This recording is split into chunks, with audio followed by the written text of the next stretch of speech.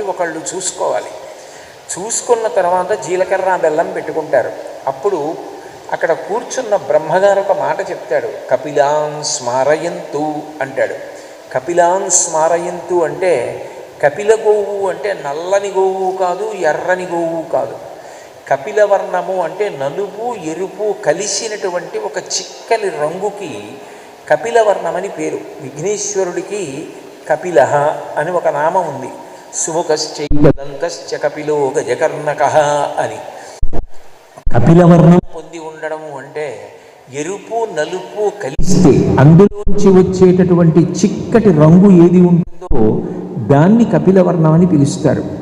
అటువంటి రంగులో ఉన్నటువంటి గోవుని దానం చేయడం ఇంకా ప్రశస్తి. ఎందుకంటే గోవులలో కపిల గోవులు పరమశివుని యొక్క దృష్టిపాతమును తట్టుకొని విశేషానుగ్రహ సంపన్నమై